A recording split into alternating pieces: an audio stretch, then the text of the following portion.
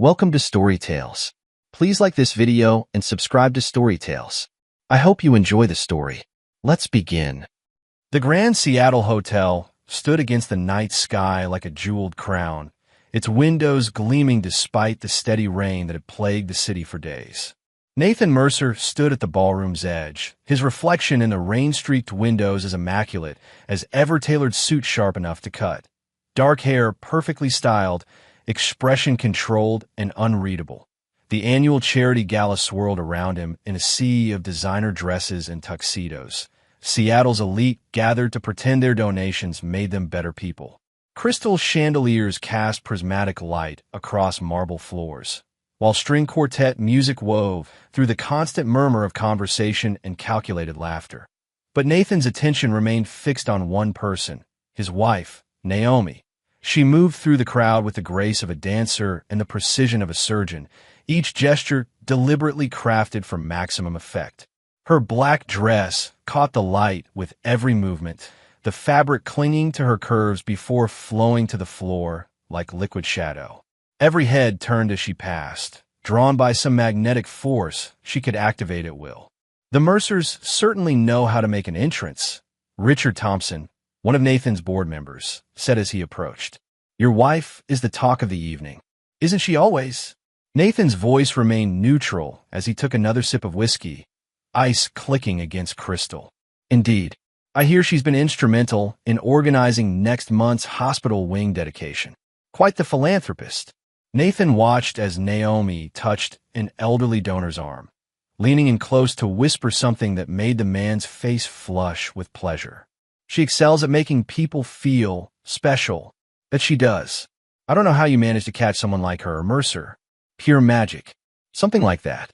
Nathan's jaw tightened imperceptibly as Naomi's laugh carried across the room. Musical, practiced, perfect. Too perfect. Miles Kingston materialized beside him, his presence as quiet and steady as always. The attorney's dark eyes scanned the room with the same tactical awareness that had made him legendary in Seattle's courtrooms. Quite the turnout tonight, Miles observed, his voice low enough for only Nathan to hear. Indeed, Nathan's response was clipped, his attention still fixed on Naomi as she worked her way through another group of potential donors. You seem tense. Watch her with the new targets, Nathan said quietly. Notice anything different? Miles observed silently for a moment as Naomi approached a small cluster of tech entrepreneurs' new money, eager to establish themselves in Seattle's social hierarchy. Her smile shifted subtly, becoming sharper, more predatory. She touched one man's arm, her fingers lingering just a fraction too long. Ah, Miles said finally. When did this start? 3 weeks ago. Small changes at first, but growing. They watched as Naomi expertly manipulated the group, each gesture calculated to maximize her impact. The young CEO she'd targeted was already completely ensnared, hanging on her every word. His wife noticed too, her expression growing increasingly strained. Have you confronted her? Miles asked. Not yet. I'm gathering data first. Nathan set his empty glass on a passing waiter's tray. Something's changed. She's different. More dangerous, Miles finished. Nathan nodded once, sharp and decisive. Keep your eyes open. I have a feeling we're going to need every advantage soon. The quartet shifted to a new piece, the melody haunting and complex. Naomi had moved to the center of the room, drawing attention without seeming to try. Every gesture was a performance, every laugh a carefully crafted weapon. Mr. Mercer, a woman's voice interrupted his observations. I wanted to thank you for your generous donation to the Children's Hospital. Nathan turned to find Dr. Reynolds, the hospital's chief of surgery, smiling up at him. He shifted seamlessly into his public role, the successful businessman, the generous philanthropist. The real thanks goes to my wife, he replied smoothly. She's the one who brought the need to my attention. Mrs. Mercer has been invaluable to our fundraising efforts, Dr. Reynolds agreed. Such passion for the cause. You must be very proud. Across the room, Naomi was now speaking with the hospital board chairman, her hand resting on his forearm as she gazed up at him with rapt attention. The chairman's wife watched from nearby, her smile growing more brittle by the second. Pride, Nathan said carefully, is a dangerous thing. The doctor's smile faltered slightly at his tone. Before she could respond, Naomi's voice cut through the crowd. Darling. The word dripped honey and arsenic. Come, you must hear about Thomas's new yacht. It's absolutely fascinating. Nathan excused himself and moved through the crowd with measured steps. Each face he passed registered the same mix of envy and admiration. The power couple, the perfect marriage, the American dream in action. If only they knew. Nathan. Naomi's smile was dazzling as she slipped her arm through his. Her fingers dug into his flesh just slightly, like claws testing for weakness. Thomas was just telling me about his adventures in the Greek islands. Weren't you, Thomas? The chairman nodded eagerly, already caught in her web. Amazing country. You and Naomi should join us next season. Margaret and I would love to show you around. Margaret's expression suggested otherwise, but she maintained her social smile. Nathan recognized the look in her eyes, the same suspicion he'd been feeling for weeks. How generous, Naomi purred, although I'm not sure Nathan could tear himself away from work that long. He's so dedicated to his empire. Her tone made the words sound like an accusation. The benefits of proper planning, Nathan replied evenly. Speaking of which, Thomas, how are those new security protocols working out? The conversation shifted to business, much to Naomi's apparent annoyance. Her fingers tightened briefly on Nathan's arm before she extracted herself with practiced grace. Shop talk, she sighed dramatically. If you'll excuse me, I simply must speak with Diane about the auction items. Nathan watched her go, noting how she deliberately brushed past a young investor, making the man's breath catch. Every movement calculated, every interaction designed to create maximum impact. Remarkable woman, Thomas said, watching her leave. You're a lucky man, Mercer. Luck, Nathan replied coldly, has nothing to do with it. The rest of the evening passed in a carefully choreographed dance. Nathan maintained his position while Naomi worked the room, each of them playing their assigned roles to perfection. But underneath the polished surface, something was shifting, changing, building toward an inevitable collision. Later, in the back of their town car, silence stretched between them like a drawn blade. Rain traced patterns on the windows, city lights blurring into streaks of color as they wound through downtown Seattle. Successful evening, Naomi said finally, her voice holding that new edge that set Nathan's instincts on high alert. You seem to enjoy yourself. He kept his tone neutral, observational. She turned to face him, red lips curved in a smile that never reached her eyes. I always do. Isn't that what you want? The perfect wife, playing her role. Is that what you think this is? Oh, Nathan. She reached over and straightened his tie, her touch cold through the silk. It's what it's always been. You wanted a trophy, an asset, someone to make you look good at parties, to help close deals with a smile and a laugh. Her fingers lingered at his throat. Did you really think I wouldn't get bored eventually? Nathan met her gaze steadily. And is that what this evening was about? Boredom. This evening was about power. Her smile widened, showing teeth. Something you understand very well, don't you, darling? The car pulled up to their downtown penthouse, but neither moved to exit. Rain drummed steadily on the roof, creating a rhythm like distant warfare. You're playing a dangerous game, Nathan said finally.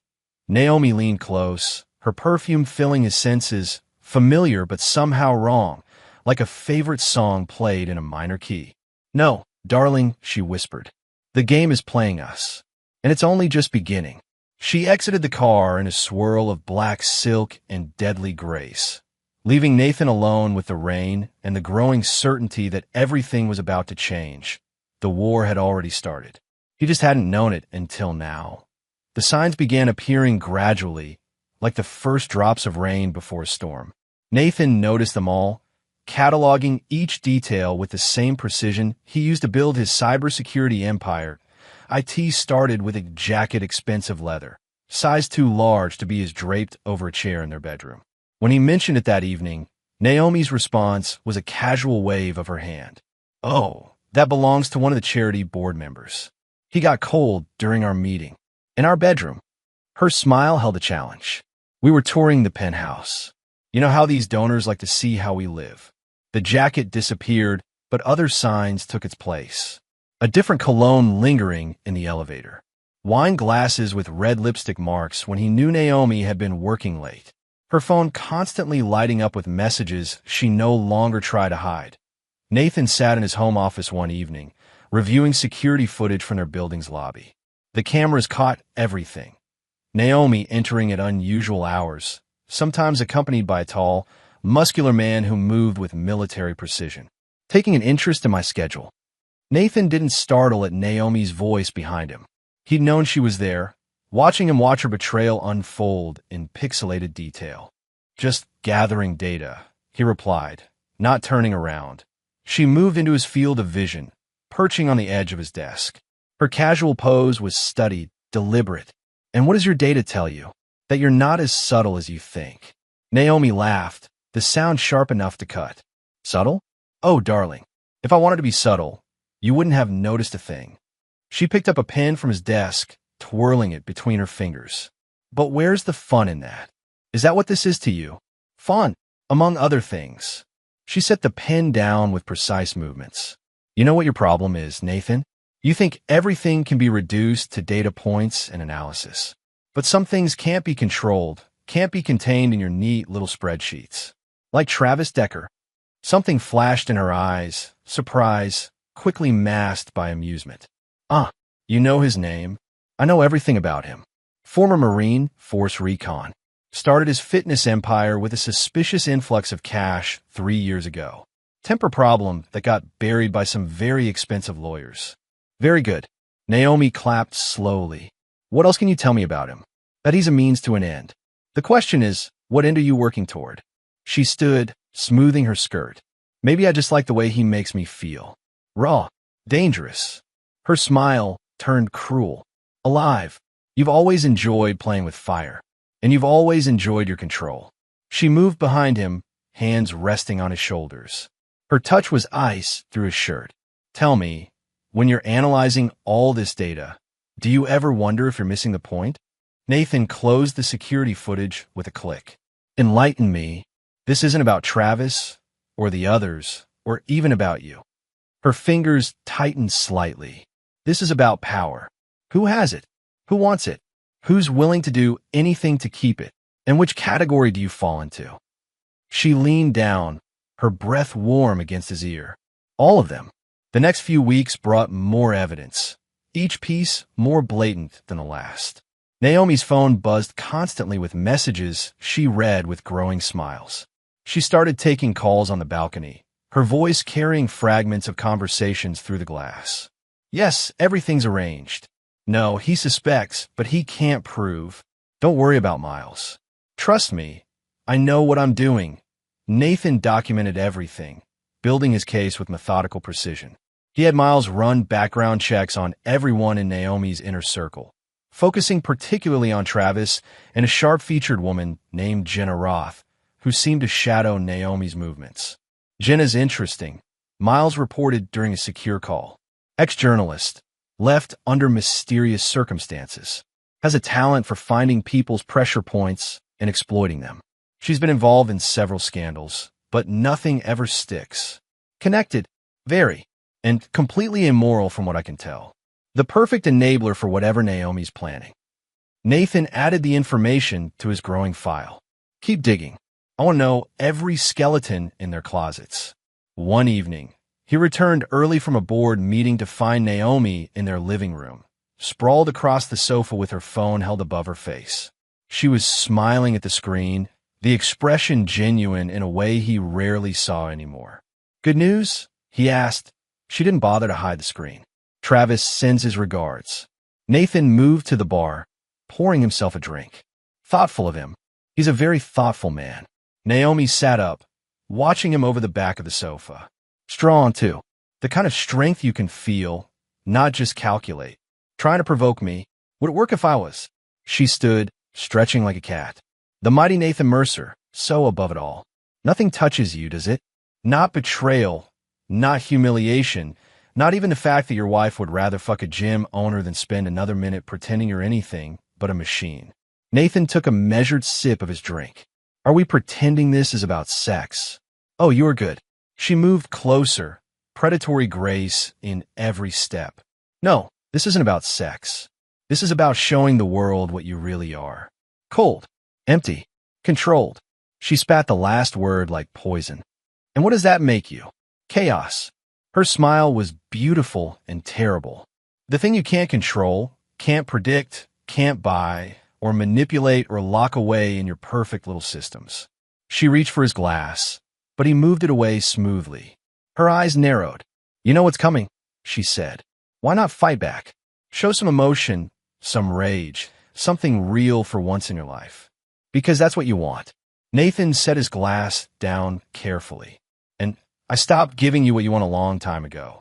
The mask slipped for just a moment, showing something raw and furious underneath. Then her phone buzzed, and the perfect smile returned. Speaking of wants, she checked the message, lips curving. Duty calls. Don't wait up. She grabbed her purse and jacket, pausing at the door. You knew I'd get bored eventually, she called over her shoulder. This is what happens when you try to cage something wild. After she left, Nathan stood at the window, watching the city lights blur in the constant rain. His reflection stared back at him, unchanged, unmoved. But inside, calculations were running, strategies forming. That he pulled out his phone and dialed Miles. It's time, he said when his friend answered. Get everything ready. You sure about this? Once we start, she's planning something big. Nathan's voice was cold and certain. I want every piece in place before she makes her move. And then we remind her why some people shouldn't play with fire. He ended the call, turning back to the rain-streaked window. Let her think she had the upper hand. Let her believe her chaos could overcome his control. She'd learned soon enough that some machines were built for war. The invitation arrived on heavy cream cardstock, Naomi's elegant handwriting flowing across the paper. Time to clear the air. Dress for reconciliation. 8 p.m. at the Sound House. Nathan studied the card in his office, running his fingers over the raised text. The message was perfectly crafted, appearing to offer peace while promising war. Classic Naomi. It's obviously a trap, Miles said from his position by the window. Rain pelted against the glass, turning Seattle's skyline into a blur of neon smears. Obviously, Nathan placed the invitation precisely on his desk. That's why I'm going. You don't have to play into her hand. Sometimes the best way to win is to let your opponent think they've beaten you. Nathan straightened his cuffs, a habit that surfaced when he was strategizing. Have the documents ready? Miles nodded. Everything's prepared. But Nathan, he paused, choosing his words carefully. This will get messy. It already is. Nathan stood, moving to stand beside his friend at the window. You've seen what she's been doing. The social media posts. The accidental public appearances with Travis. She's building a narrative. The suffering wife. The cold, controlling husband, among other things. Nathan's reflection remained impassive in the glass. Tonight's her power play. The grand revelation. And you're walking right into it. No. Nathan turned from the window. I'm letting her think I am. The drive to their vacation house took 40 minutes, winding along rain-slicked roads that hugged the coastline. Nathan used the time to prepare, mentally reviewing every possible scenario. The house came into view around a bend, modern architecture in glass and steel, perched on the cliff's edge like a predator ready to strike. Several cars already lined the circular drive. He recognized them all. Travis's red sports car, Jenna's black sedan, vehicles belonging to other members of Naomi's inner circle. A carefully selected audience for whatever show she had planned. Nathan parked and straightened his tie in the rearview mirror. His suit was perfectly tailored, armor for the battle ahead. The rain had softened to a mist, casting halos around the exterior lights as he approached the front door. Naomi opened it herself, resplendent in a red dress that caught the light like fresh blood. Her smile was razor-sharp, victory already glinting in her eyes. Right on time, she purred. Always so predictable. The living room fell silent as Nathan entered. The space was arranged like a theater, with an audience already in place. Travis lounged on the main sofa, his muscled frame barely contained by an expensive shirt. Jenna perched nearby, sharp features alight with anticipation. Other faces he recognized from Naomi's social circle completed the tableau, all wearing expressions of barely concealed excitement. "Wine," Naomi offered, holding out a crystal glass. "No." Nathan's voice was perfectly measured. "Suit yourself." She took a deliberate sip, then set the glass down with precise movements. "I suppose you're wondering why I invited you here. Enlighten me." The slap caught him across the face with shocking force, the sound cracking through the room like a gunshot. Nathan's head barely moved, but he tasted blood where his teeth had cut into his cheek. Laughter erupted around him, cruel, mocking sounds that bounced off the walls. Travis's deep rumble, Jenna's sharp cackle, Naomi's musical tones rising above them all. "Look at him," Jenna said, voice dripping with disdain. The great Nathan Mercer, finally showing his true colors. Travis stood, moving to stand beside Naomi. His hand slipped possessively around her waist. "All that power," he sneered, "and he can't even keep his own wife satisfied." Nathan remained perfectly still, his expression unchanged as he cataloged every face, every laugh, every detail of this carefully orchestrated humiliation. His mind was already shifting into tactical mode, analyzing weaknesses, plotting vectors of attack. "Nothing to say," Naomi taunted, pressing against Travis's side. "No clever comeback? No threats? You know what I love about him?" Jenna stood, circling Nathan like a shark. "He really thinks he's above it all. The mighty CEO, the man who controls everything." She laughed, the sound like breaking glass. "But you can't control this, can you?" Nathan straightened his jacket with deliberate care. "You seem to have everything figured out." "That's it." Travis stepped forward, clearly disappointed by the lack of reaction. "Man," she said, "you were cold, but this is pathetic. Did you expect something else?" Nathan's voice remained level. "A scene, perhaps? Violence? How disappointing for you all." Naomi's eyes narrowed. Something in his calm seemed to anger her more than any reaction would have. "Oh, we're just getting started, darling. You see, Travis and I have been planning. Have you? Your perfect little world is about to change." She moved closer, red lips curved in a triumphant smile. "Every contact, every client, every carefully cultivated relationship, they're all going to learn who you really are." "And who would that be?" "A fraud." Her voice carried absolute conviction. "Empty shell playing at being human." "Do you know what Travis first said about you? He said you weren't even worth destroying. But I knew better." She reached up, touching his face where she'd slapped him. "I knew that watching you break would be beautiful." Nathan captured her wrist, removing her hand from his face with clinical precision. "Are we done here?" "For now." Naomi's smile widened. "But don't worry, darling. We're just getting started." "Indeed." Nathan turned and walked out, his footsteps measured and unhurried. Behind him, the laughter started again, but he barely heard it. His mind was already racing ahead, mapping out strategies and contingencies that in the car, he pulled out his phone and dialed Miles.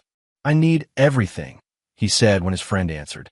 "Every detail, every weakness, every secret they think is buried. No limits." "That bad?" "Worse." Nathan started the engine, watching the lights of the house in his rearview mirror.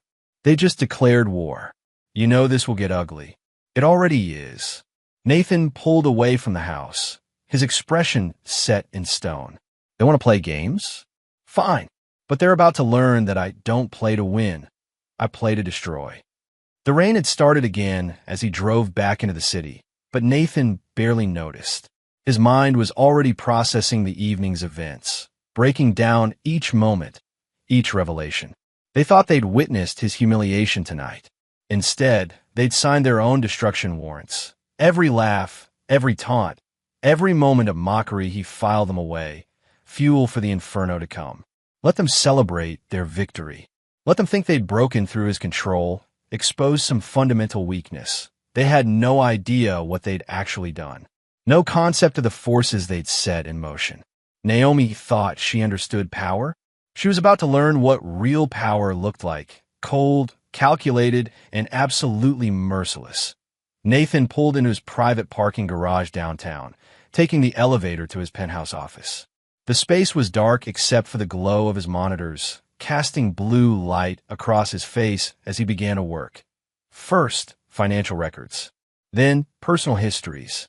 Every connection, every vulnerability, every pressure point that could be exploited. Nathan's fingers moved across the keyboard with cold precision, building his arsenal for the war ahead. They thought they knew him, the controlled, calculating businessman.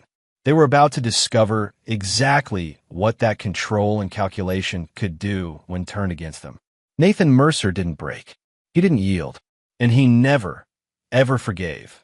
The night stretched on as he worked, the city lights glittering far below like stars fallen to earth. By morning, he would have everything in place. The first moves in a game they didn't even know had started. Let them laugh. Let them think they'd won. Nathan knew better. This wasn't about winning or losing anymore. This was about complete and absolute annihilation. Rain pounded against the windows of Nathan's downtown office as dawn approached, the rhythmic sound matching the precision of his keystrokes. Multiple monitors cast their blue glow across his face as he worked, methodically building the foundation of his revenge. Files appeared on the screens: financial records, personal histories, private communications. Each piece of data added to the growing web of information that would become his weapon. The night's humiliation had crystallized something inside him, not anger, but a cold certainty about what needed to be done. His phone buzzed. "Miles, I got what you asked for," his friend said without preamble. "You're not going to like it. Tell me, Travis Decker's fitness empire? Built on money from some very questionable sources. His military connections weren't just for show. He's been moving things through his gyms. Things that don't appear on any official manifest." Nathan's fingers never stopped moving across the keyboard. Interesting. And Jenna, that's where it gets complicated. Remember those scandals she was involved in as a journalist? They weren't just stories she covered. She engineered them. Destroyed careers, marriages, entire families, all for the sake of power and entertainment. And now she's Naomi's right hand. More than that. Miles paused. "They've been planning this for months, Nathan.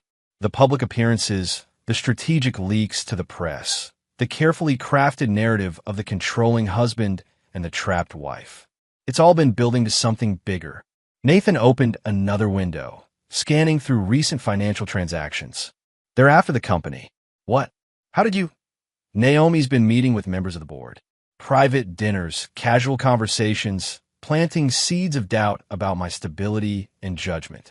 Meanwhile, Travis has been accumulating shares through shell companies, staying just under the reporting threshold." Jesus. Miles's voice was grim. "This isn't just about humiliation. They're trying to orchestrate a takeover. They think they can force me out, use the scandal and manufacture drama to turn the board against me." Nathan's voice remained perfectly controlled. "Amateur moves. Amateur or not, they've got momentum. The press is already starting to pick up on the rumors. If they manage to present a united front to the board, they won't." Nathan pulled up another screen, this one showing a complex network of connections and relationships. Because they're going to tear their alliance apart piece by piece. The sound of papers shuffling came through the phone. "What's the play? First, we isolate them. Travis's legitimate investors get an anonymous tip about his side activities. Nothing direct, just enough to make them start asking questions. Meanwhile, those shell companies he's been using, they're about to experience some unfortunate technical difficulties with their trading accounts. He'll notice. He's supposed to. I want him paranoid, looking for enemies in every shadow." Nathan opened another file. "Next, Jenna. Those scandals she engineered? Time to bring them back to light, but with a twist. Evidence suggesting she was working both sides, betraying everyone for her own gain. That's going to make her dangerous. She's already dangerous. This way, she'll be dangerous and distracted." Nathan's reflection in the window showed no emotion, just focused intensity. When people like that feel threatened, they lash out at the nearest target. "Naomi." "Precisely." Nathan stood, moving to the rain-streaked window. The city below was starting to wake, lights flickering on in office buildings and apartments. They think they're strong because they're united. So we break that unity, turn them against each other. Let their own paranoia and ruthlessness do our work for us. And Naomi, we wait. Nathan watched a bolt of lightning illuminate the sky. Let her watch her pawns self-destruct. Let her feel her power slipping away piece by piece. When she finally realizes what's happening, when she tries to reach out to her allies, she'll find nothing but ashes. You're going to destroy everything she's built. No. Nathan's voice was cold as Arctic wind. I'm going to let her destroy it herself. Every reaction, every desperate move she makes, will only accelerate the collapse. By the time she understands the game being played, it'll be too late. Miles was quiet for a moment. This is going to take time. Precision. One wrong move, and it could backfire spectacularly. Time is our ally. The longer this takes, the more they'll reveal about themselves. Every secret, every weakness, every pressure point we can exploit. Nathan returned to his desk, fingers moving across the keyboard again. Start with Travis's investors. I want those whispers circulating by morning. Already on it. And Nathan, Miles paused. Be careful. People like this, when they realize they're losing, they become unpredictable. Unpredictable is not the same as unbeatable. Nathan's screens filled with new data, each piece another weapon in his arsenal. They want to play with power? Fine. Let's show them what real power looks like. The call ended, leaving Nathan alone with a symphony of rain and keystrokes. The humiliation of the evening had burned away, replaced by something colder and more dangerous. They thought they'd seen him at his weakest moment. Instead, they'd witnessed the birth of their destruction point one by one. He categorized their vulnerabilities, mapped their connections, identified the fault lines in their alliance. Every detail would be weaponized, every weakness exploited, every secret turned against them. This wasn't about revenge. Revenge was emotional, messy, unpredictable. This was about systematic demolition. The first rays of dawn began to pierce the clouds as Nathan finalized his initial moves. In a few hours, the carefully constructed world Naomi and her allies had built would begin to crumble. They wouldn't see at first, just small things, tiny cracks in their foundation. But those cracks would grow, spread, multiply until everything they'd worked for collapsed around them. Let them celebrate their victory. Let them think they'd broken through his control, exposed some fundamental weakness. Their laughter, their mockery, their casual cruelty, it had all served only to show him exactly who they were. And what they were, more than anything, was predictable. Nathan Mercer didn't break. He didn't yield. And he never, ever forgave. The game was set. The pieces were in motion. And in the end, they would learn the most important lesson of all. True power isn't about chaos or violence or emotional manipulation. True power is cold, calculated, and absolutely merciless. The war had begun, and Nathan intended to leave nothing but ashes in his wake. The morning headlines splashed across Nathan's tablet, each one exactly as planned. Federal investigation targets Seattle fitness empire. Questions arise about revolutionary fitness chains financing. Travis Decker, from military hero to financial mystery. Miles entered the office, carrying 2 cups of coffee. It's working. Travis's investors are already calling emergency meetings. How's he taking it? Nathan accepted the coffee without looking up from the screens, displaying real-time financial data. Exactly as predicted. 3 angry calls to his lawyers this morning. He tried to access the trading account for those shell companies, but Miles smiled. Technical difficulties are such a nuisance. Has he contacted Naomi yet? First thing he did. Their conversation was interesting. Miles pulled out his phone, playing a recorded call. Travis's voice crackled through the speaker, tight with barely controlled panic. This isn't a coincidence, Naomi. Someone knows. They're coming after me. Calm down. Naomi's tone was sharp, irritated. You're being paranoid. Paranoid? My investors are threatening to pull out. The FBI is asking questions about my military connections. And now I can't even access my own accounts. Maybe if you hadn't been so sloppy with your record keeping. Don't give me that bullshit. This is targeted. Professional. This is Mercer written all over it. Naomi's laugh was cold. Nathan, Please. He's not capable of this kind of move. We broke him, remember? Did we? Because it sure doesn't feel that way right now. You're letting fear cloud your judgment. This is probably just standard regulatory oversight. Handle it. Handle it? Do you have any idea what they might find if they start digging? Travis's voice rose. If this goes bad, I'm not going down alone. Is that a threat? It's a reality check. We're supposed to be partners in this. We are partners. But your problems are your problems. Deal with them. The call ended with a sharp click. Nathan set his coffee down. Send copies of that to our friends at the FBI. Let them hear how nervous he is about their investigation. Already done. Miles sat across from Nathan's desk. But we have another situation. Jenna's making moves. Tell me. She's reaching out to her old media contacts, trying to spin the story into an attack on Travis's character. Decorated veteran targeted by business rivals, that kind of thing. Nathan's smile was razor thin. Perfect. Time for phase 2. Release the documents about her role in the Henderson scandal. That'll burn every bridge she has in journalism. That's the point. When she realizes she can't control the narrative. Nathan pulled up another screen, showing surveillance photos of Jenna meeting with various contacts. She'll do what she always does. Turn on the nearest target. You think she'll go after Travis? No, she'll go after Naomi. Nathan stood, moving to the window. Jenna's smart enough to see the pattern. She'll realize someone's systematically dismantling their operation. And she'll wonder why Naomi isn't doing more to protect them, creating division in the ranks. They built their alliance on mutual benefit. Take that away. Nathan turned back to his desk. How's the board responding? Getting nervous. These headlines about Travis aren't helping Naomi's position. Some of them are starting to question her judgment. Good. Schedule a casual lunch with Director Phillips. He's always been protective of the company's reputation. A knock at the door interrupted them. Nathan's assistant entered, looking concerned. Mr. Mercer? Mrs. Mercer is here. She's insisting on seeing you. Nathan and Miles exchanged glances. This was ahead of schedule. Send her in. Nathan moved behind his desk, the picture of calm control. Naomi burst into the office, fury radiating from every movement. Her designer outfit was immaculate as always, but her eyes held a dangerous gleam. What did you do? She demanded. You'll have to be more specific. Nathan's voice was mild. I do many things. Don't play games with me. Travis's investigation, his accounts, this has your fingerprints all over it. Does it? I thought I wasn't capable of such moves. That you'd broken me. Isn't that what you told Travis this morning? Naomi's eyes narrowed.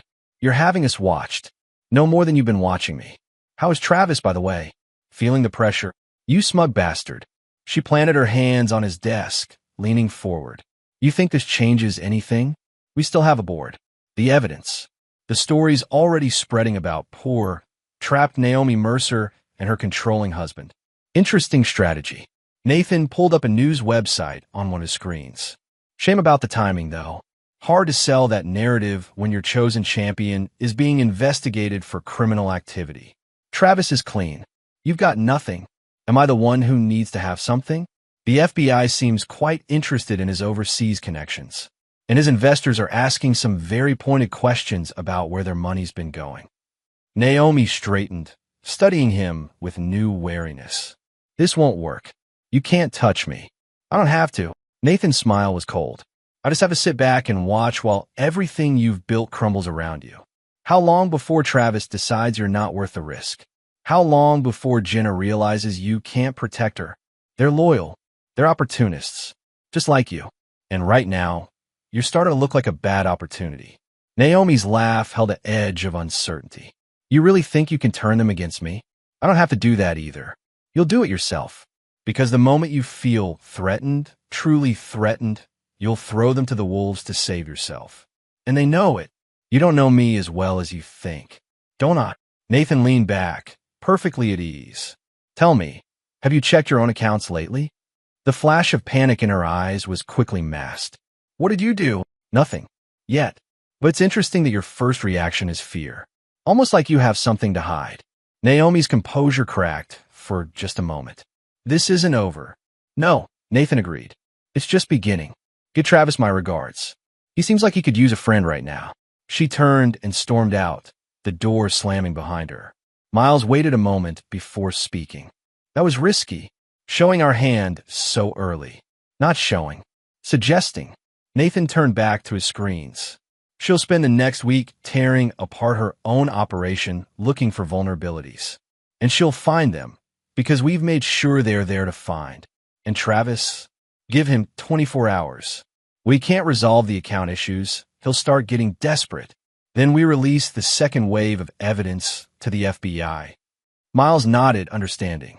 The weapons shipment manifest, among other things. Nathan pulled up another file. By the way, how's our friend Jenna doing with those resurfaced scandals? Last I heard, she was trying to contact her old editor at the Times. Not having much luck. She won't. Every journalist in Seattle just received proof that she fabricated evidence in 3 major stories. Her credibility is gone. And when she realizes that, Nathan's smile was cold. She'll do what people like her always do. Look for someone to blame. Someone close. Someone who promised to protect her interests. Naomi. The first cracks are forming. Now we just have to wait for them to spread. Nathan turned back to his work. Keep monitoring their communications. I want to know the moment they start turning on each other. The pieces were in motion. The carefully crafted alliance was beginning to strain. Soon, very soon, it would shatter completely. And Nathan would be there to ensure none of them survived the fall. Travis Decker paced his office at the flagship fitness center, phone pressed to his ear as he listened to his lawyer's increasingly dire updates. The morning sun cast harsh light through the windows, illuminating the space that had once represented his success. Now it felt like a cage. What do you mean they've frozen everything? His free hand clenched into a fist. Those are legitimate business accounts. The FBI doesn't seem to think so. His lawyer's voice was tight with stress.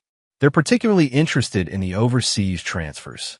Travis, if they trace those shipments back to don't say it over the phone. Travis ran a hand through his hair, survival instinct from his military days kicking in. Just fix it. It's not that simple. They're bringing in financial forensics teams, and your investors are demanding a full audit. Stall them. For how long? The evidence they're finding. Travis ended the call, fighting the urge to throw the phone against the wall. His empire was crumbling, and he knew exactly who to blame. He pulled up Naomi's number, hitting dial with more force than necessary. She answered on the 4th ring. This isn't a good time. Too bad. We need to talk about Mercer. We've been through this. Nathan isn't. Don't give me that bullshit. Travis's voice echoed off the office walls. The FBI knows about the shipments, Naomi. The actual shipments. Nobody else knew about those except. Are you accusing me of something? Her voice turned dangerous. Should I be? Because right now, it looks like I'm the only one taking any heat. All your talk about having a plan, about being protected, where's that protection now? You're emotional. Sloppy. This is exactly why. Why what? Why you're letting me take the fall while you play your little games with the board. Travis laughed bitterly. You know what? Maybe I should go talk to Mercer myself. Tell him exactly how this whole thing started. Silence crackled over the line. When Naomi spoke again, her voice was ice. That would be unwise, would it? Because from where I'm standing, I got nothing left to lose. You always have something left to lose, Travis. Always. The threat in her tone was unmistakable. Handle your situation. Keep my name out of it, or I'll show you exactly how much worse things can get. The line went dead. Travis stared at the phone, rage and fear warring in his chest. A knock at his office door made him spin around. What? His assistant stepped back at his tone. Sir, there are some federal agents here. They want to ask you some questions about the overseas consulting contracts. Travis's mind raced. The backup files. He needed to get to the backup files before they found them. Tell them I'll be right there. The moment his assistant left, he moved to his private safe, fingers trembling slightly as he entered the combination. Empty. The files were gone. His phone buzzed with a text. Unknown number. Looking for something? Travis's roar of fury echoed through the building. In his downtown office, Nathan allowed himself a small smile as he watched the security feed showing Travis's breakdown. That's quite a reaction, Miles observed from his position by the window. The files, gone. Nathan closed the feed, along with every shred of evidence that might have supported his version of events, and the real evidence, currently being reviewed by the FBI's Financial Crimes Division. Nathan checked his watch. They should be serving the search warrants right about now. Miles moved to the desk, examining the documents spread across its surface. Naomi's going to realize what's happening. She already has. That's why she just threatened Travis. Nathan pulled up another screen, this one showing financial transactions. She's cutting ties, distancing herself from the fallout, just like we knew she would. And Jenna, see for yourself. Nathan gestured to another monitor, where email exchanges were displayed. She's been busy this morning. Miles leaned in, reading quickly. She's offering to trade information, trying to make a deal with, is at the SEC, among others. Amazing how quickly loyalty crumbles when people feel trapped. Nathan stood, straightening his suit jacket. How's the board meeting preparation coming along? Everything's ready. Director Phillips was particularly interested in those photos of Naomi meeting with our competitors. Good. Make sure Nathan's phone buzzed. Jenna Roth's name flashed on the screen. Now, this is interesting. He answered, putting the call on speaker. Miss Roth, to what do I owe the pleasure? Cut the act, Mercer. Jenna's voice was tense. We need to talk. About how I might have misread certain situations, made some incorrect assumptions. Nathan let the silence stretch, watching Miles raise an eyebrow at the desperation in her tone. Go on. Look, I know what you're doing. This systematic dismantling of everything Naomi built. It's impressive. Professional. She paused. I can help you. Can you? I know things. About Naomi, about her plans. Things that would interest the board greatly. Nathan's smile was cold. And in exchange, protection. A way out of this mess before it gets worse. Because it will get worse, won't it? You seem very certain of that. I know your type, Mercer.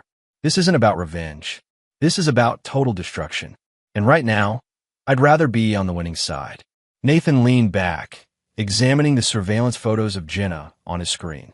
The sharp-featured woman looked significantly less composed than usual in the most recent shots. Tell me, Miss Roth, does Naomi know you're making this call? What do you think? I think loyalty means very little to people like you. Nathan's voice remained perfectly pleasant. I think you'd sell out anyone if it meant saving yourself. Which makes me wonder, why should I trust anything you have to offer? Because I have proof. Real proof, not just rumors and implications. The kind of proof that would end this game immediately. Interesting. Nathan nodded to Miles, who was already tracing the call. And where is this proof? Safe. For now.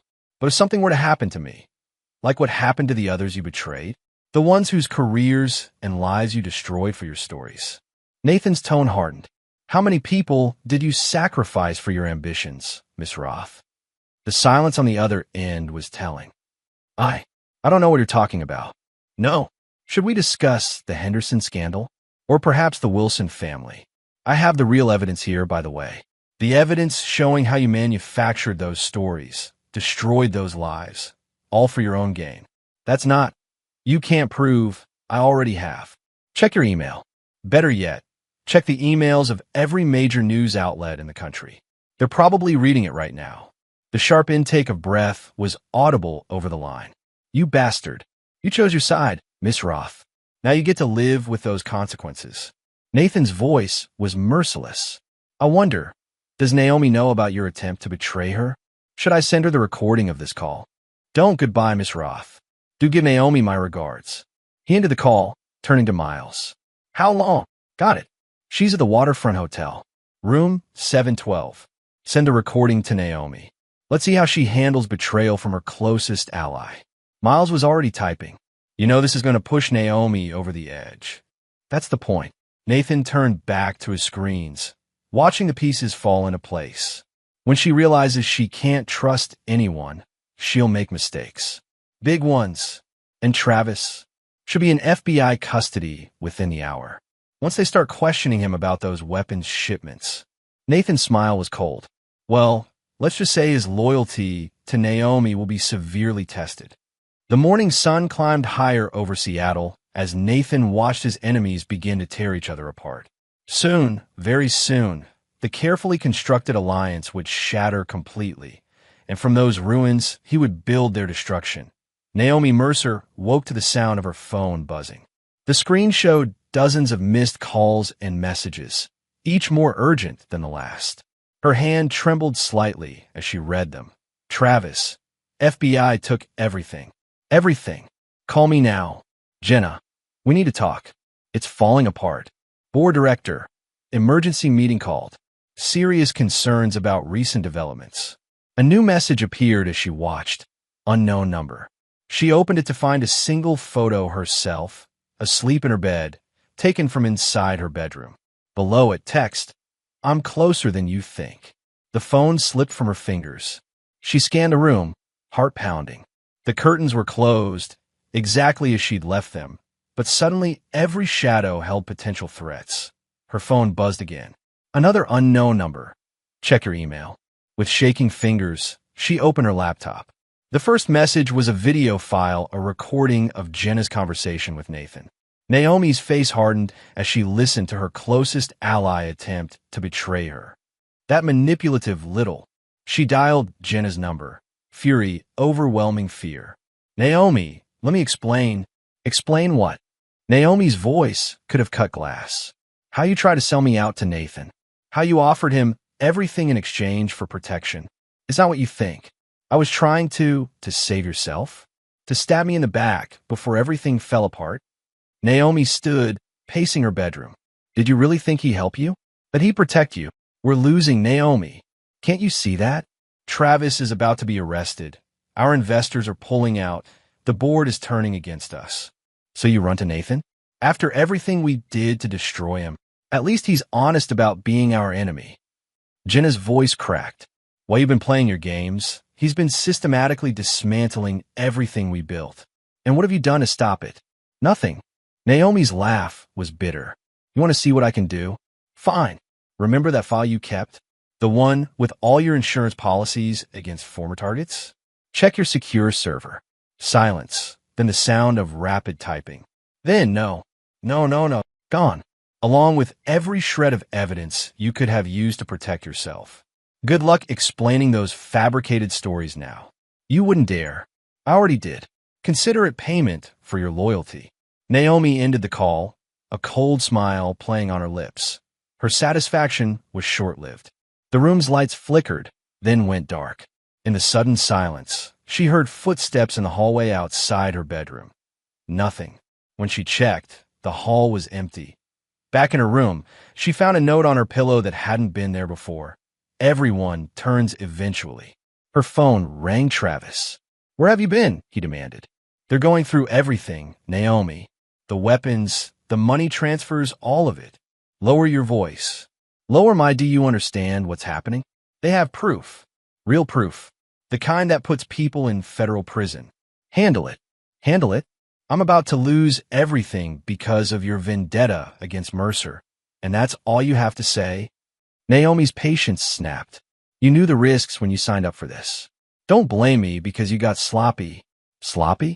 The only reason they found anything is because someone told them exactly where to look. Someone who knew details only you and I discussed.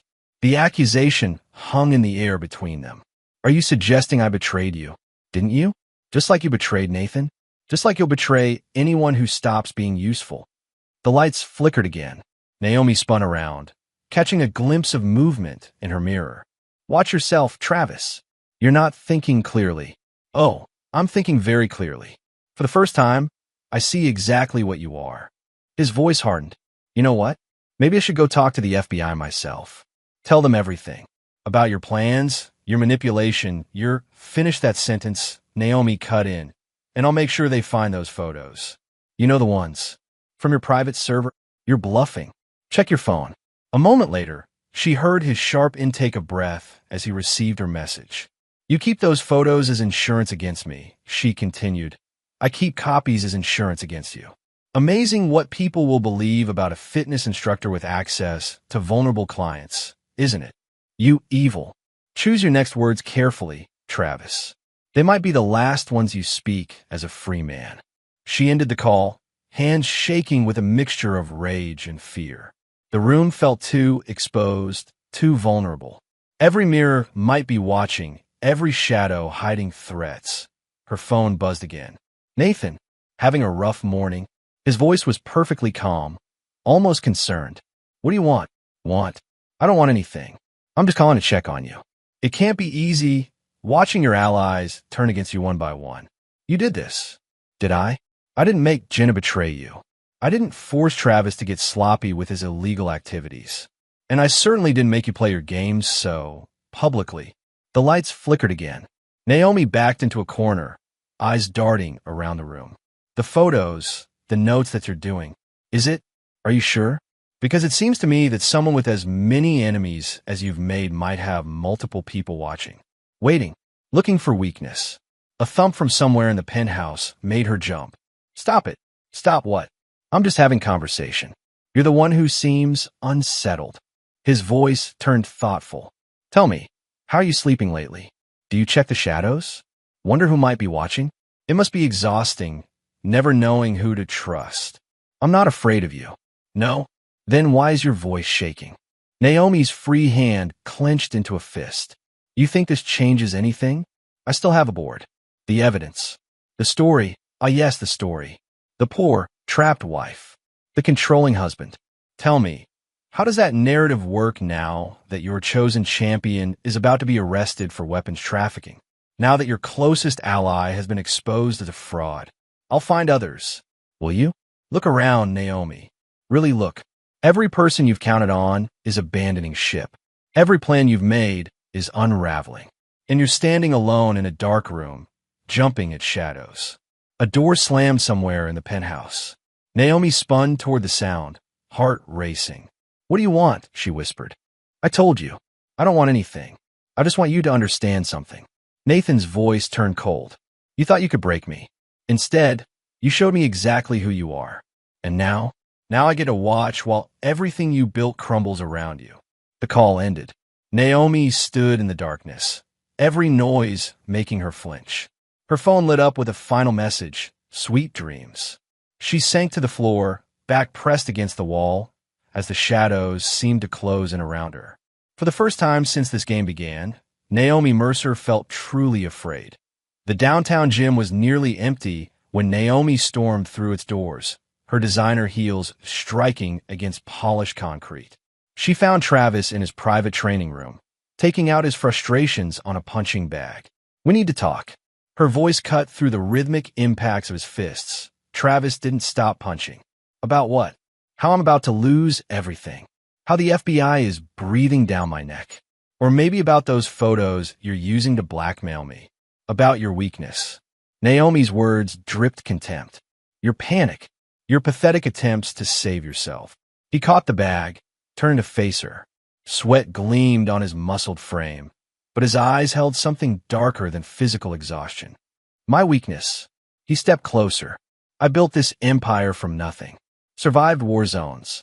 Climbed out of poverty. And you want to talk to me about weakness? I've seen you, Travis.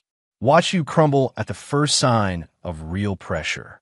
Making deals, looking for exits, ready to betray everything we built. Everything you built. His laugh was harsh. You mean everything you destroyed? Your games, your schemes, your obsession with breaking Mercer, it's all falling apart. And you're dragging everyone down with you. Naomi moved with sudden speed, her hand striking his face with enough force to snap his head to the side. You don't get to question me. You're nothing but a pawn, a useful tool who forgot his place. Travis touched his cheek, eyes darkening with rage. A tool? Is that what you think I am? Prove me wrong. She stepped into his space, challenging. Show me you're more than just another weak man who can't handle real power. His hands clenched into fists. You have no idea what I'm capable of, don't I? I watched you these past weeks. Seen you panic, seen you break. Her smile was cruel. The mighty warrior, reduced to begging for help, looking for someone to save him. Shut up. What would your military buddies think if they could see you now?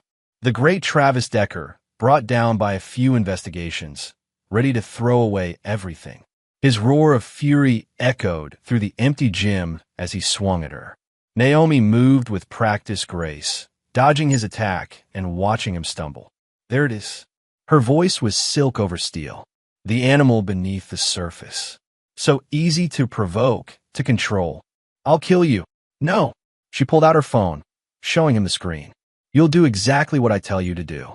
Unless you want these photos sent to every news outlet in the country. Travis froze, rage warring with fear on his face. That's better. Naomi's smile widened. Now, about your meeting with the FBI tomorrow, Mrs. Mercer? Both turned to find Jenna standing in the doorway, her sharp features tight with concern. What are you doing here? Naomi's voice turned arctic. We need to talk. About the recording, about everything. Jenna stepped into the room. This has gone too far. We're all about to lose everything because of your vendetta. My vendetta? Naomi's laugh held no humor. You mean my plan? The plan you were happy to be part of until things got difficult. The plan you tried to betray to Nathan. I was trying to save us all. Jenna's composure cracked. Can't you see what's happening? He's destroying us piece by piece. And you're too obsessed with your games to stop it. Careful, Jenna. Naomi's warning was soft, dangerous. Remember who knows all your secrets. Who helped you bury all those bodies. Go ahead. Expose me. I don't care anymore. Jenna moved closer. This isn't about winning anymore. This is about survival. And right now, you're the biggest threat to all of us. Travis backed away, recognizing the gathering storm in Naomi's expression. A threat. Naomi's voice was barely a whisper. You want to see a threat? What happened next was too fast to follow. A blur of movement, a sharp cry, the sound of something heavy hitting the floor. When Travis looked again, Jenna was down, blood trickling from her temple where it had struck the weight rack. Jesus! He moved toward her, but Naomi's voice stopped him. Don't. She needs help. What she needs isn't your concern. Naomi knelt beside Jenna's still form, checking her pulse. Go home, Travis. Forget what you saw here. You can't just... I can do whatever I want. She stood, smoothing her dress. And right now, I want you to leave. Unless you'd prefer to explain to the FBI how you were involved in what happened here. Travis looked between them, survival instincts warring with whatever conscience he had left. What are you going to do? Take care of a problem. Naomi's smile was terrifying in its calmness. Just like I'll take care of anyone else who betrays me. Remember that when the FBI questions you tomorrow. He backed away, guilt and fear written across his face. At the door, he paused. You're insane. No. Naomi turned back to Jenna's unconscious form. I'm just finally showing everyone who I really am. Now go. After he fled, Naomi pulled out her phone, dialing a number from memory. I need cleanup at the downtown gym. Private training room. She paused, listening. No evidence. No traces. Make it look like she never existed. She ended the call, looking down at her former friend with cold eyes. You should have remained loyal. In his downtown office, Nathan watched the gym security feed with cold satisfaction. Every moment captured, every word recorded. Send copies to every board member, he instructed Miles. Let them see exactly who they've been protecting. And Jenna, alert the authorities. Anonymously. Let them add another investigation to Naomi's growing list of problems. Nathan's smile was glacial. She wanted to show everyone who she really is. Perfect. Let's make sure everyone sees. The pieces were falling exactly as planned. Naomi's mask was cracking, revealing the monster beneath. Soon, very soon, there would be nowhere left for her to hide. The morning headlines screamed across every major news outlet. Local journalist missing. Foul play suspected. Travis Decker arrested in weapons trafficking investigation. Questions arise about Mercer Corp power struggle. Naomi hurled the tablet across her penthouse living room, watching it shatter against the wall. Her carefully constructed world was collapsing, and she knew exactly who to blame. Her phone rang. Director Phillips from the board. Have you seen the news? His voice trembled with barely contained anger. It's all lies. Naomi paced the room. A coordinated attack on, we have the security footage, Naomi, from the gym. Phillips's words stopped her cold. We saw everything. What you did to Jenna. What you said to Travis. You don't understand. The board is meeting in an hour. We're voting to freeze all your access to company resources. And we're launching a full investigation into your activities." The call ended. Naomi stood motionless for a moment, rage building like a physical force. Then she moved with sudden purpose. Nathan's private residence sat high above the city, a modern fortress of glass and steel. But Naomi knew every entrance, every security code, every weakness. She'd helped design the systems. After all, the house was quiet when she entered, but not empty. Robert, Nathan's head of household security, appeared in the hallway. "Mrs. Mercer? You're not supposed to be."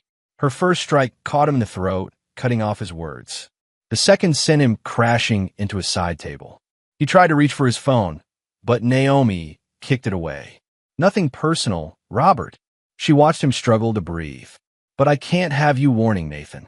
She left him gasping on the floor, moving deeper into the house. The familiar spaces that had once been her home now felt like a monument to Nathan's control. Every perfect arrangement, every calculated detail, it all spoke of his obsession with order. Time to change that. Naomi started in his private study. The antique desk, a family heirloom he prized, splintered satisfyingly under her assault. Files scattered, rare books torn apart, computer monitors shattered against walls in the living room. She overturned furniture, destroyed artwork, shattered the glass cases holding his prized collections. Each act of destruction felt like breaking another piece of his control. "You want chaos," she screamed into the empty house. "I'll show you chaos." The master bedroom was next. She shredded expensive suits, smashed watches, turned his precious order into ruins. On the walls, she left messages written in what remained of his $1,000 bottles of wine. "You can't control me, and this is just the beginning." In the kitchen, she found Maria, the housekeeper, frozen in horror at the destruction. "Mrs. Mercer, please, get out." When Maria didn't move fast enough, Naomi grabbed her arm. "I said get out." She shoved the woman hard.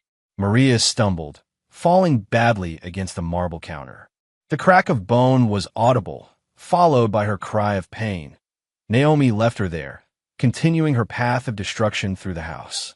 Every room became a canvas for her rage, every precious possession a target for her fury. In Nathan's home office, she found what she was really looking for, his private safe. The combination hadn't changed. Inside were documents, hard drives, the carefully preserved evidence of his own machinations. "Let's see how you like having your secrets exposed," she muttered, pocketing everything that a sound from downstairs made her pause. Security? Police? It didn't matter. She'd done what she came to do on her way out. She passed Robert and Maria, both still on the floor. She didn't spare them a glance. There were just more pieces in the game, more pawns to be sacrificed. Her phone buzzed as she reached her car. "Nathan, redecorating." His voice was cold, controlled as always. "Just giving you a taste of what's coming." She started the engine. "This is only the beginning." "No." Something in his tone made her pause. "This was your last mistake. The police are on their way not just for the break-in, but for Jenna. For everything. You think I care about the police? About consequences?" Naomi laughed. "I'll destroy everything you love before they catch me. You already tried. And like everything else you've done, it's failed." Nathan's voice held no emotion. "The safe contents? Fake. The files? Planted. Even your little rampage was recorded on cameras you didn't know existed." Sirens wailed in the distance, growing closer. "You can't beat me, Naomi. You never could. All you've done is give me everything I need to destroy you completely." She ended the call with a scream of rage, tires squealing as she fled. But Nathan's words followed her that he was right. She'd played right into his hands, letting her fury override her judgment. Now she had nothing left but her hatred and the growing certainty that she'd finally gone too far in his downtown office. Nathan watched the security feeds from his home. Every moment of Naomi's rampage captured in perfect detail. "Ambulances are on their way for Robert and Maria," Miles reported. "Police, too, with the assault charges added to everything else. Make sure they have every piece of evidence. The footage, the threats, everything." Nathan's expression showed no reaction to the destruction of his home. It's time to end this. The sun set over Seattle as Nathan began making calls, methodically ensuring that Naomi's final act of violence would be her last. She had wanted to demonstrate her power. All she'd done was prove why she needed to be stopped. Let her run. Let her rage. In the end, she'd learned that true power wasn't about destruction. It was about patience, control, and the ability to turn every enemy's move against them. The Grand Seattle Hotel buzzed with anticipation as the city's elite gathered for the annual charity gala. This time, however, the usual glitter and glamour carried an undercurrent of tension. Everyone had heard the rumors, seen the headlines, whispered about the scandal surrounding the Mercers. Nathan stood in his private suite, adjusting his tie with precise movements. Miles entered, tablet in hand. "Everything's in place," Miles reported. "Security positioned, evidence prepared, tech teams standing by. And our guest of honor, Naomi, confirmed her attendance. She's already giving interviews downstairs, playing the wounded wife role to perfection." Nathan examined his reflection. She thinks this is her chance to repair her image, to regain control of the narrative. It's a bold move, showing up here after everything that's happened. Bold. Nathan turned from the mirror. It's desperate. She's lost her allies, her power, her reputation. This gala is her last opportunity to convince the board she's being unfairly persecuted. Miles checked his phone. Speaking of the board, they're all here. Even Phillips brought his wife. Of course he did. Everyone wants to witness the final act. Nathan's smile was cold. How's the evidence package? Ready to deploy. Every illegal transaction, every threat, every act of violence documented and verified. Including, Miles paused, including what really happened to Jenna. Good. Time to show everyone exactly who they've been protecting. Downstairs, the ballroom glittered with crystal and candlelight. Naomi held court near the main entrance, dressed in a striking crimson gown that made her look like a queen presiding over her subjects. But Nathan noticed the cracks in her performance, the slightly too wide smile, the tension in her shoulders, the way her eyes constantly scanned the room. "Nathan," Director Phillips approached, drink in hand. "Quite a turnout tonight. Indeed. I trust you received the preview package." Phillips nodded grimly. "Hard to believe. All this time we thought." "Well, it doesn't matter what we thought. The evidence speaks for itself. Evidence can be manipulated." Naomi's voice cut in as she joined them. "Isn't that right, Nathan?" Her smile was razor sharp, but Nathan saw the desperation behind it. She was running out of moves, and they both knew it. "Interesting choice of words," Nathan replied mildly. "Considering recent events." "You mean the lies you've been spreading? The manufactured scandals?" Naomi turned to Phillips. "Surely you can see what he's doing. Using his influence, his connections, to destroy me. Is that what happened to Jenna?" Phillips asked quietly. "Another manufactured scandal?" Naomi's composure flickered. "I don't know what happened to Jenna. Perhaps you should ask my husband about his talent for making people disappear. Funny you should mention that." Nathan nodded to Miles, who pressed something on his tablet. The ballroom's lights dimmed slightly as screens descended from the ceiling. The assembled crowd turned to watch as security footage began to play crystal-clear images of Naomi in the gym with Travis and Jenna. "No." Naomi's whisper was barely audible. The footage continued, showing every moment of her attack on Jenna, every word of her threats to Travis. The audio was perfect, capturing her cold commands about cleanup and making sure she never existed. More footage followed her break-in at Nathan's house, the assault on his staff, her rage-filled destruction. Then financial records, showing her illegal transfers and manipulations. Evidence of blackmail, threats, violence, all displayed for Seattle's elite to witness. "Turn it off." Naomi's voice shook. "What?" Nathan asked softly.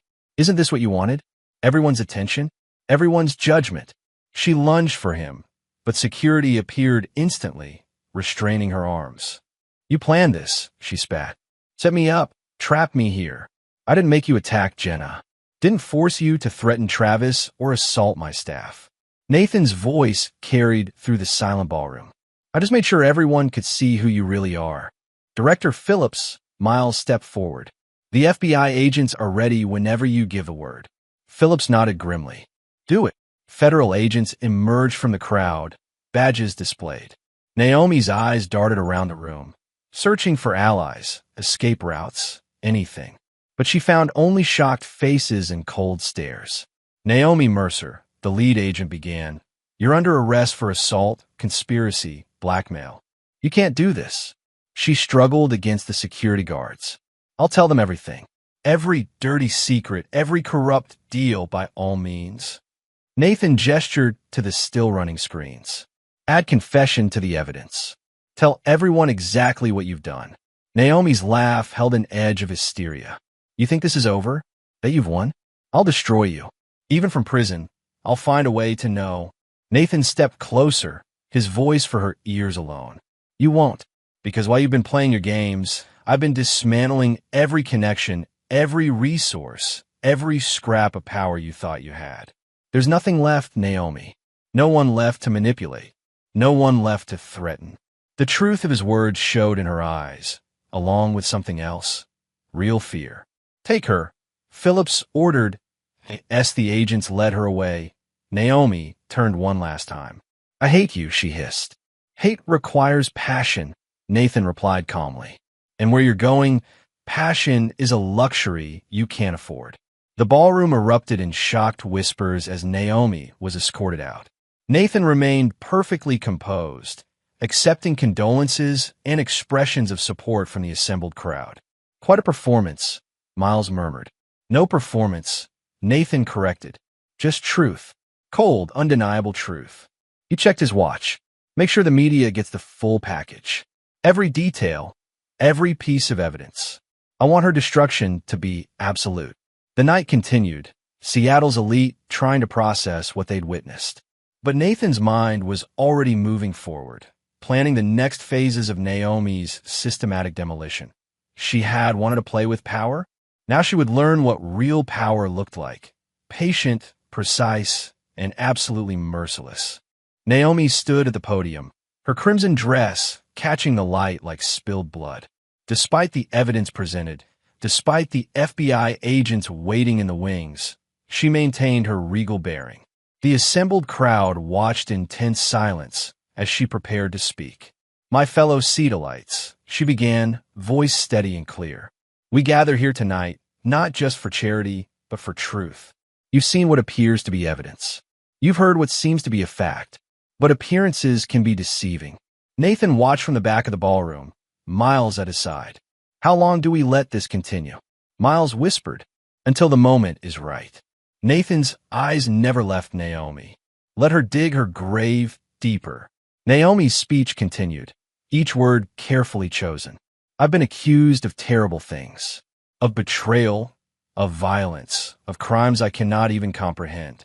But ask yourselves, who benefits from these accusations? Who gains from my destruction? She paused, scanning the crowd with practiced charm. My husband, the great Nathan Mercer, has painted himself as a victim, a wronged man seeking justice. But what if I told you about the real Nathan? About the control, the manipulation, the shut up? The roar came from the back of the room. Travis Decker stumbled forward, drink spilling from his glass. His expensive suit was rumpled, his face flushed with alcohol and rage. Stop lying. Stop twisting everything. Security moved to intercept him, but Travis shoved past them. You want truth? He pointed an unsteady finger at Naomi. Tell them how you planned it all. How you used everyone. How you promised we'd all profit from Mercer's downfall. Naomi's composure cracked slightly. Travis, you're drunk. You don't know what you're saying. Don't I? He laughed bitterly. Tell them about Jenna. Tell them what you did when she threatened to expose you. The crowd's whispers grew louder. Phones appeared, recording every moment. Security, Naomi snapped. Remove him. Not yet. Travis climbed onto the stage, swaying slightly. You're not in control anymore, Naomi. You can't threaten me, can't blackmail me, can't get away from me. Real fear crept into her voice as he approached. You destroyed my life. Travis grabbed for her arm. Everything I built, everything I worked for, gone because of your games. Naomi tried to step back, but her heel caught on her dress. She stumbled, nearly falling. The crowd gasped as Travis reached for her again. Enough. Nathan's voice cut through the chaos. He hadn't moved from his position, hadn't raised his voice, but the authority in his tone froze everyone in place. This is your fault. Travis spun toward him. You, in your perfect control, your calculated moves, you drove her to this. Did I? Nathan's calm was maddening. Did I force you to traffic weapons through your gyms? Make you participate in blackmail and fraud? Choose to protect a murderer? I'm not. Travis's rage faltered. She said it was an accident. That Jenna was fine, just hiding somewhere. Tell him, Naomi. Nathan's voice was ice. Tell him what really happened to Jenna. Tell everyone. Naomi's face went white. You can't prove anything. Actually, Miles stepped forward, tablet in hand. We can. The FBI found her, Naomi. This morning. Exactly where your cleanup crew left her. The ballroom erupted in shocked murmurs. Travis staggered back, as if physically struck. No, he whispered. You promised, Travis. Naomi's voice turned soothing, manipulative. Don't let them twist this. Remember what we discussed? About staying loyal? About the rewards waiting when this is all over? Rewards. Travis's laugh was ugly. Like the rewards you promised, Jenna? The ones you promised me before setting me up to take the fall. Think carefully about your next words, Naomi warned. Remember what I still have on you. Well, I can still reveal. You mean these? Nathan nodded to Miles, who pressed something on his tablet. The screens around the ballroom lit up with new images, documents, photos, evidence of every secret Naomi had used to control her allies. No more blackmail, Nathan continued. No more threats. Every piece of leverage you had is now public record. Part of the official investigation. Naomi's mask shattered completely. You can't do this. I won't let you. She lunged for Travis, perhaps seeing him as her last possible weapon. But alcohol had dulled his reactions. They collided awkwardly, stumbling toward the edge of the stage. The fall wasn't far, but Naomi's head struck a chair as she landed. The sound silenced the room. She lay still, blood trickling from her temple. Medical team, Nathan ordered calmly. And someone help Mr. Decker before he hurts himself further. Paramedics rushed forward as Travis sank to his knees, the fight draining out of him.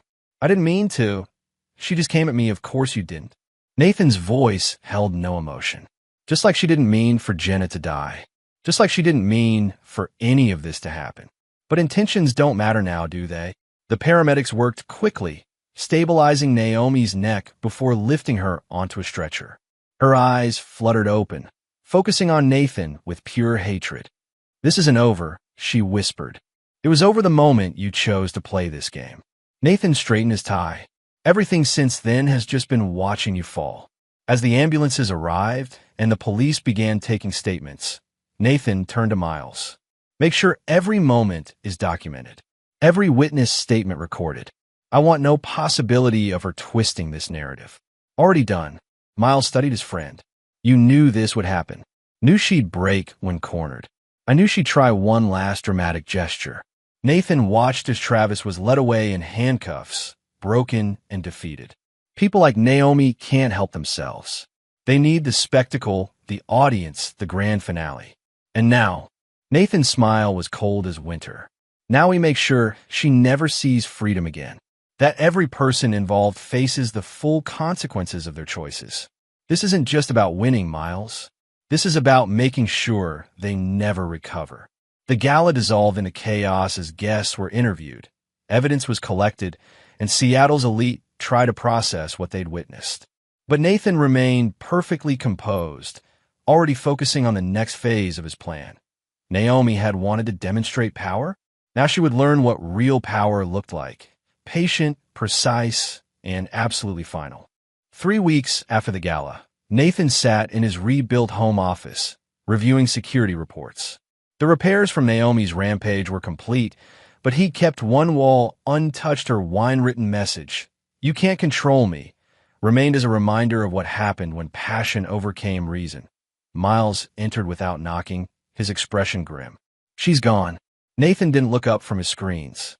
Explain. Naomi made bail an hour ago. Standard processing, everything normal. Then she vanished between the jail and her lawyer's office. The police just found her tracker in a gas station bathroom. And her surveillance team, 2 in the hospital. Nothing fatal, but she's clearly not being subtle anymore. Now Nathan looked up, studying his friend's face. You seem concerned. She's desperate, Nathan. No resources, no allies, nothing left to lose. That makes her dangerous. No. Nathan stood, moving to the window. That makes her predictable. Where's the first place she'll go? Miles checked his tablet. Her private accounts are frozen, properties seized. Wait. There's a storage unit registered under her mother's maiden name. Paid in cash. And our surveillance team spotted her there 20 minutes ago. Police are en route. Call them off. Miles blinked. What? She'll have weapons there. Contingency plans. Let her arm herself. Nathan's reflection showed no emotion. Let her think she has one last chance at revenge. That's risky. In her state of mind is exactly why this needs to end today. Nathan turned from the window. She won't run. Won't hide. She needs one final confrontation. And you're going to give it to her. I'm going to end it. Nathan checked his watch. How long since she left the storage unit? As if in answer, the house's security system chimed. Perimeter breach detected. Nathan smiled coldly. Right on schedule. I'll call security. No. Clear the house. Get everyone out. But stay close. I want witnesses for what comes next. Miles hesitated. Nathan, she's not stable. If she's armed, she's beyond stable. Beyond rational thought. That's the point. Nathan sat behind his desk, perfectly composed. Now go. Make sure everyone's safe. Minutes later, Naomi's voice echoed through the empty house. I know you're here, Nathan. Hide and watch, just like always. Nathan pressed the intercom. In my office. Where else would I be? Her laugh carried a sharp edge. Still so controlled. So predictable. Let's see how that control holds up under pressure. She burst through the office door, gun raised. Her designer clothes were rumpled, her perfect makeup smeared. But her hands were steady on the weapon. No security? She glanced around. No police? Not like you to be so careless. We both know how this ends, Naomi. The only question is how many more charges you want to add to your sentence. My sentence. She moved closer, rage blazing in her eyes. You think I care about prison? About consequences? You've taken everything from me. No. Nathan's voice remained calm. You destroyed everything yourself. Every choice, every betrayal, every act of violence, they were all your decisions. My decisions? She laughed wildly. What about your decisions? Your constant control, your perfect plans, your need to cage anything that didn't fit your ordered world. Is that how you justify it? Blaming me for your own actions. Stop analyzing me. The gun wavered slightly. Stop acting like you're above it all, like you're some perfect machine that can't be touched. Nathan stood slowly. Then touch me. Pull the trigger. Add murder to your list of crimes. Show everyone exactly what you are. You think I won't? I think you can help yourself. Just like you couldn't help attacking Jenna. Couldn't help destroying Travis.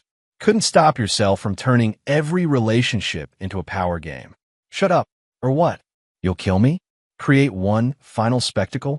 Try to prove you have some power left. Nathan stepped around his desk. Go ahead. Show me this chaos you're so proud of. Naomi's finger tightened on the trigger. I hate you. No. You hate yourself.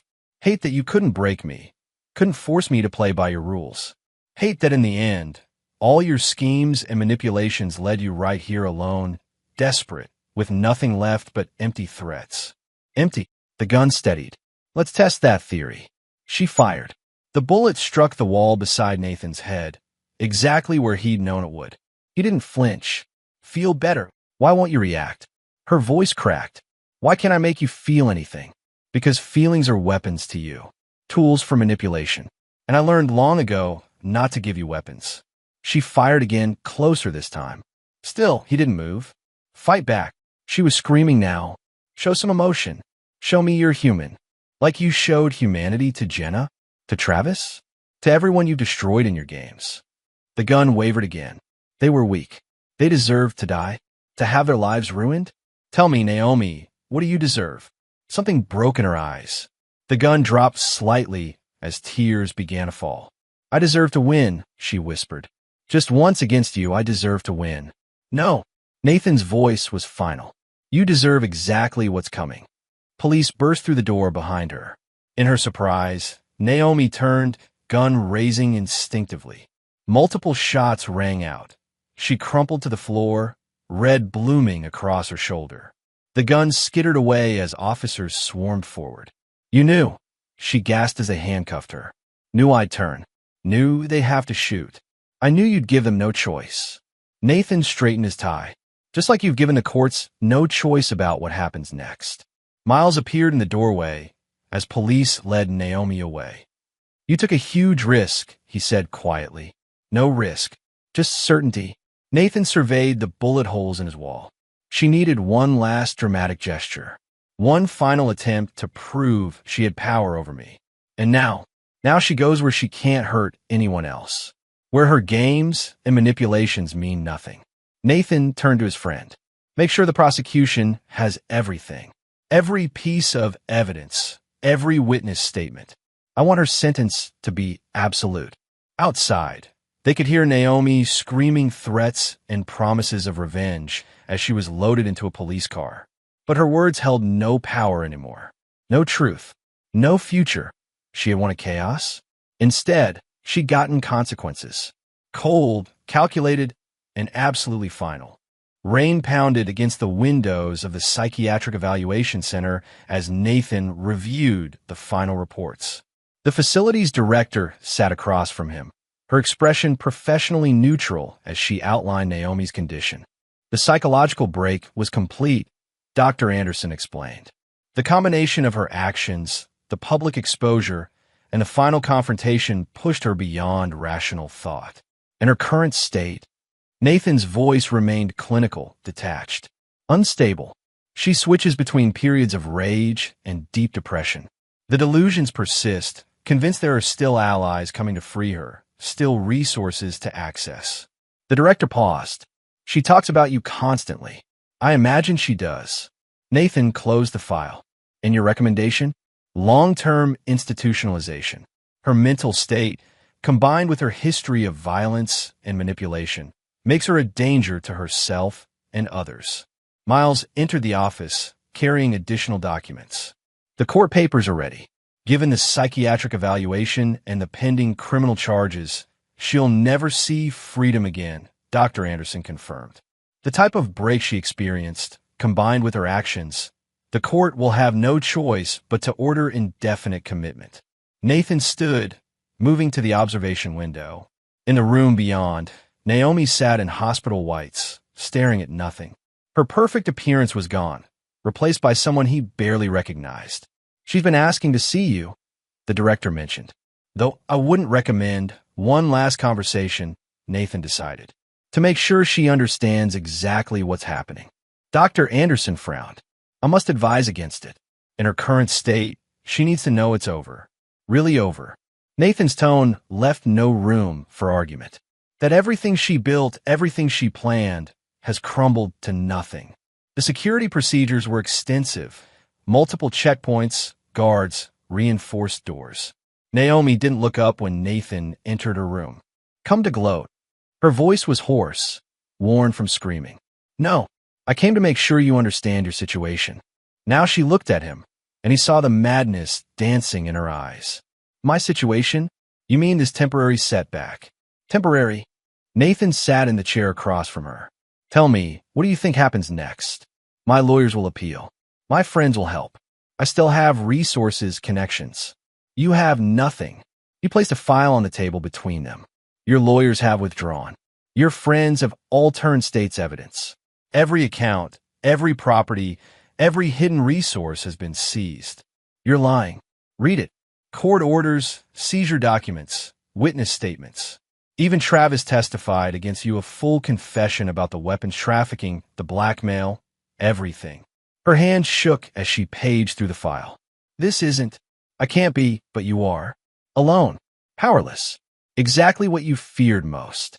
I'll tell them everything." The old fire flared in her eyes. Every secret, every corrupt deal, every already done. Nathan's calm was maddening.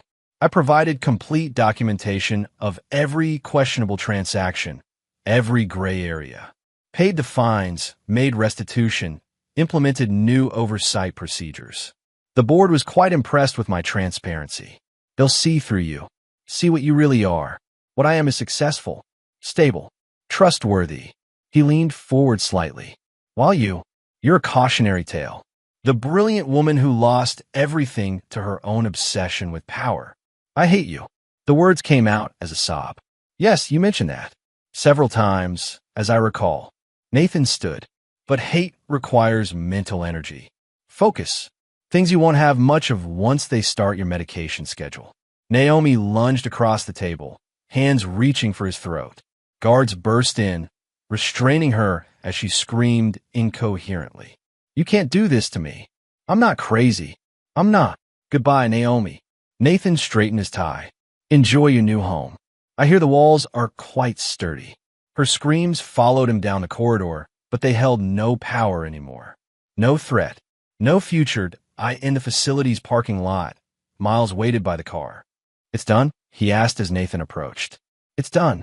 The court will get the psychiatric evaluation tomorrow.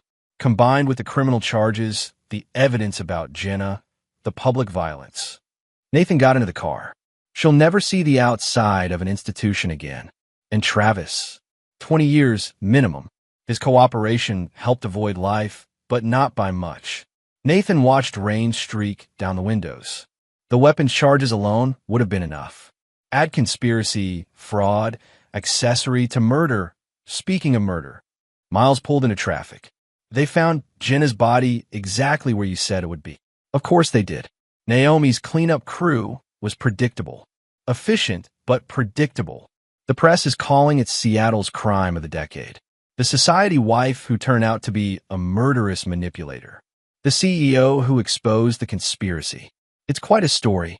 Story's end, Nathan said coldly. This was about justice. About making sure everyone involved paid the full price for their choices. They drove in silence through the rain-soaked city. Finally, Miles spoke again. The board wants to meet tomorrow to discuss the company's future.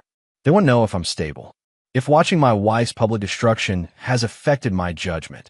Nathan's smile was winter cold. Show them the quarterly projections, the new contracts, the rising stock price. Let them see that control and calculation always beat chaos and emotion. The rain continued to fall as they reached downtown. Nathan's reflection in the car window showed no emotion, no triumph, no regret. Just cold certainty that justice had been served. In her institutional room, Naomi might rage and plot and dream of revenge. But her games were finished, her power broken, her chaos contained behind white walls and locked doors. She had wanted to prove that passion could overcome control. Instead, she'd proven why control was necessary. Why emotion without reason led to destruction. Nathan had learned that lesson long ago. Now, everyone else had learned it too. Nathan stood in his penthouse office, watching Seattle's skyline glitter in the evening light. The city had moved on, found new scandals to discuss, new dramas to dissect. But the lessons remained. Miles entered, carrying the final reports. Everything settled, assets secured, enemies destroyed, loose ends tied up. Nathan didn't smile because revenge wasn't sweet. It was survival, the necessary response to those who thought they could impose chaos on an ordered world. They thought they could destroy me, he said quietly. But I don't break. He turned from the window, already focusing on the future, on building something stronger from the ashes of betrayal. I erase.